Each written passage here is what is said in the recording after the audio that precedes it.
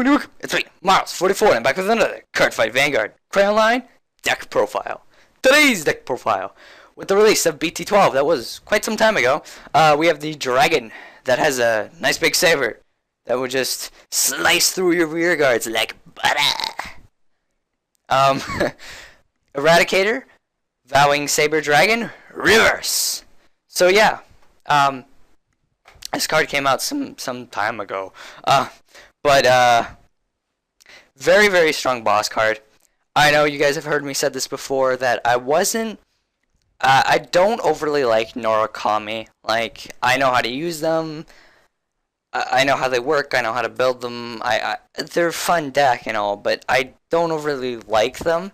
But if I had to choose between, I mean, I talked about that in Tempest Bolt deck profile that I did, but if I had to choose between an Norakami deck to build, if I was going to build one, this would be the deck, because this deck is just such a blast.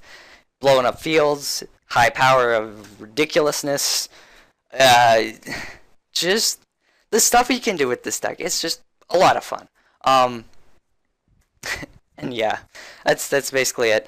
But yeah, so why don't we get into this deck profile though, shall we?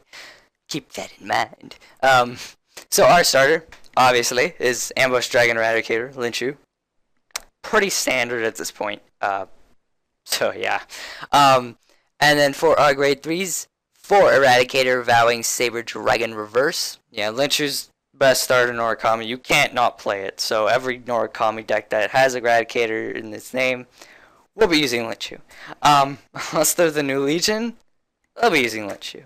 Oh wait, no, I don't think Eradicators have Legion. Oh, that's a different story for a different time. Anyways, so Eradicator, Vowing Saber Dragon Reverse.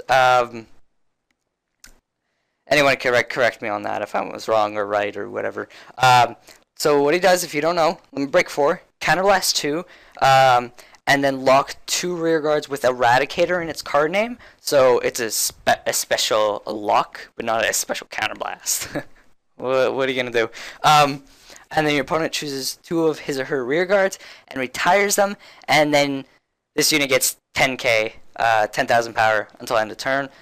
And its continuous ability is, if you have a card named Eradicator Vowing Sword Dragon in your soul, it's at 13k base at all times. This card. So, yeah, solid 13k base. Vowing Sword, even though he's not a good break ride, he works well in this deck, and just his synergy and the way he works well with the deck just suits this deck, of course. The cross ride helps well. And yeah, I mean, when you look at it, you have to counterblast 2, and then they choose 2 of their rear guards. Ignition Dragon does kind of look like it'd be better, but it's not, because for one, you have to use a counterblast, and you already have 1 for Linchu, and you're gonna want to use his at least twice because it's powerful. And then with Vowing Sword, you can break when on the turn you break ride, you can get rid of a front row, so then they're forced to retire a back row, which is always important, because the other cards kind of set up Vowing Saber Reverse basically to help it retire back rows, because your opponent gets to choose what it retires. So you use your other cards to kind of set up around their front rows, and then use this big guy to get rid of maybe the last front row and then a back row, or if they really choose it, 2 back rows. But yeah, so he's just a really, really solid boss card. Crazy powerful. And I mean, blowing their field up in 1 turn is so much fun. When you break ride, retire, and then counterblast 4, lock 4, and then blow their whole field up. It's just kind of a fun thing to do. It's not something you should really do, but it's fun.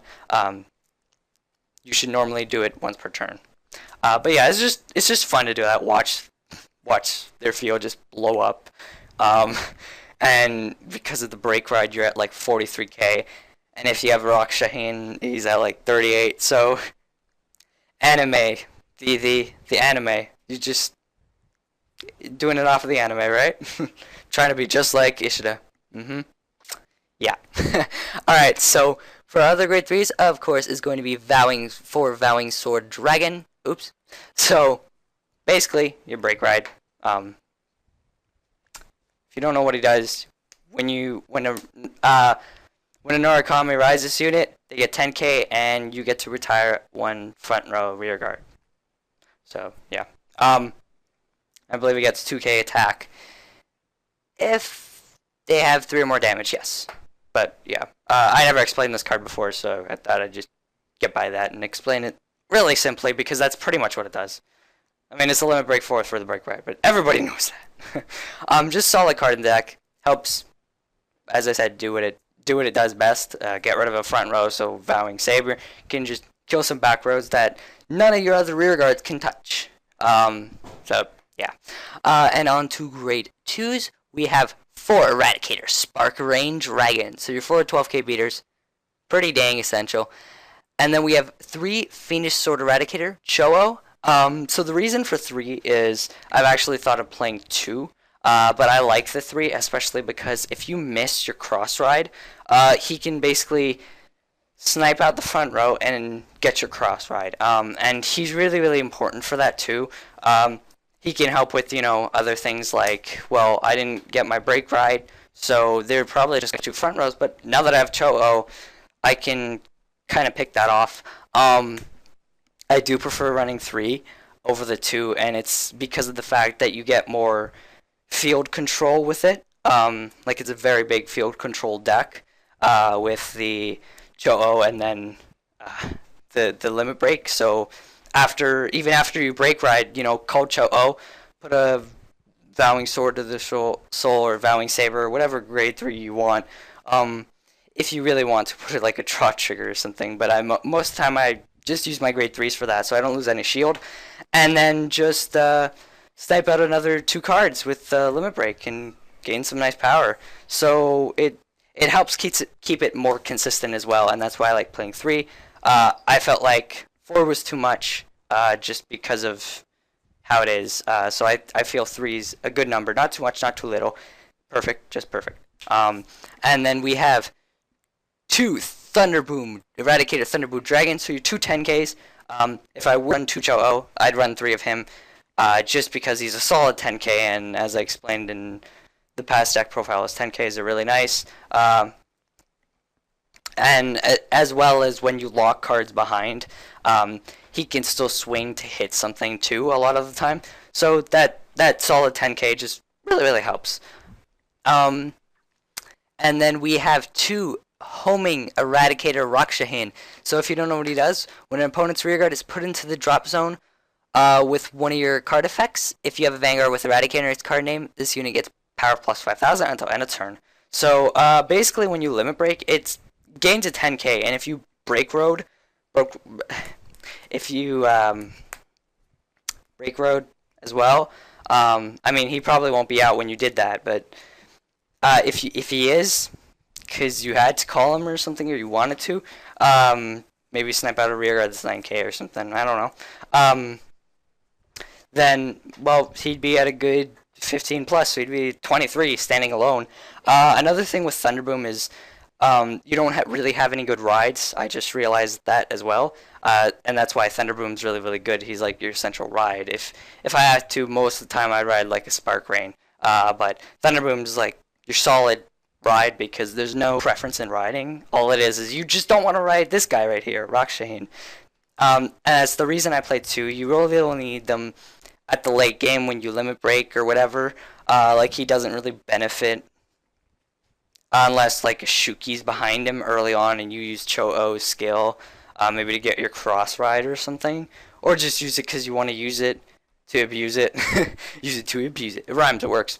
And Shuki and him power up, so it's a 23 column kind of early on. It's not too bad, but most of the time I just use them for Vowing Saber's limit break, because that's when he's really handy. But other than that, you don't want to ride him. They'll abuse the fact that you have him as your Vanguard, that AK weakness. And then on top of it is just, he's kind of a dead card after the 2 limit breaks, so you just want him for that time, and then after that he's just a shield. So Thunderboom kind of helps because he's that solid 10k as well, for this reason. So yeah, moving on to our grade 1s. We have 4 Eradicator Wyvern Guard Guld. So 4 P guards, pretty much. And then 4 Iron Blood Eradicator Shuki. So your Shuki gains 3k when an opponent's rearguard is placed in the drop zone from rearguard circle due to an effect, due to one of your card's effects.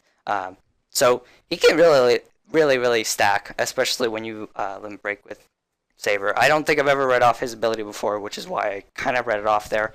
So essentially, Vowing Saber limit breaks, and he becomes a 13k boost, and if Rochishin is in front of him, I mean, normally I have Rochishin probably in a single column.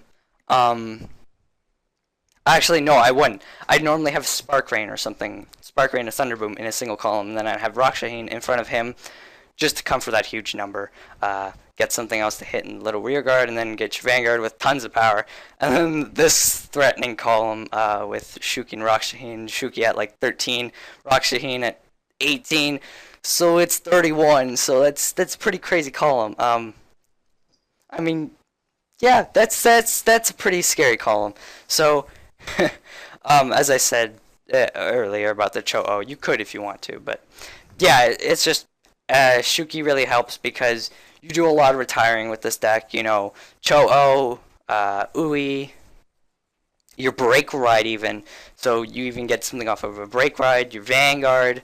So you do so much that Shuki just benefits off of it, and it's not like he's leaving the field or anything like in Tempest Bolt. So yeah, he just benefits so much off of it, and you can just get so much pressure from retiring just one thing with having him behind even 11k or 12k like Spark Rain. But yeah, so then we have 3 certain kill Eradicator Ouei. You know, that move to the soul when you run on grade 3. I just run 3 because it's good. It's good for early game pressure, but other than that, it's good when you break ride, maybe 2. But other than that, actually no, I don't think it's overly great when you break ride. Maybe it is. Yeah, it's alright when you break ride, retire their 2 front rows, and then counterblast 2, retire 2 back rows. Their field's practically blown up, and you just wait the next turn to kill another 2. So it's not too bad, but you know, I find Cho-Ou a little easier to abuse in this deck, in this type of deck. But he's really good for just sniping out some cards too. Like he's still a really solid card. 4 is too much, and 3 just perfect. Makes it consistent enough. You know, early game pressure. I normally use him for early game pressure, like maybe when I ride my first grade 3 or something. But it is fun to use him sometimes when you break ride, because you can retire 4 units in one turn just for paid counterblast of 2 and putting him into the soul. So yeah, it's pretty intense. But yeah, and then we have 3 Eradicator Demolition Dragon. I think I said 3 Ouei. If I accidentally said 4, I meant 3 Ouei. But yeah, 3 10k beaters. Just really solid card. 10k beater. Whack. And then on to our triggers. We have 4 Divine Spear Eradicator Pollux, and 3 Eradicator Yellow Gem Carbuncle, and then 4 Eradicator Dragon Mage, and 1 Eradicator Blue Gem Carbuncle. So 7 crit, 5 draw, and then of course 4 heal Demonic Dragon Eradicator Sabio. Reason for the extra draw is because with Ouei, and even when I look at Cho-Ou sometimes, but normally Cho-Ous don't bug me unless I throw a draw trigger into soul. But with Ouei, you kind of lose a card for another card, so you kind of just want to get it back. I've thought of playing like Rising Phoenix or something, but I can't seem to fit it in because I need the 4 Shuki. I need the 3 Oueis. I don't mind taking on a Demolition, but playing 1, I don't know. I guess I could, but I'd rather just play the 1 draw and just say, okay, let's just play the 1 draw. So the 1 draw is nice just to get that card back that you lost, essentially, from Ouei. You know, like the Heat and Salamander tactic, basically. Same thing. But yeah, so that's about it. I hope you guys enjoy this deck profile. Let me know what you think in the comments, and let me know which one you want me to do next if you have any preferences. Remember to like and comment, and go ahead and subscribe if you want to see more videos from me. The link to my Twitter, Skype, and Facebook will all be in the description below, and so will the deck list to this deck profile as well, just like always. And yeah, that's about it. So see you guys next time.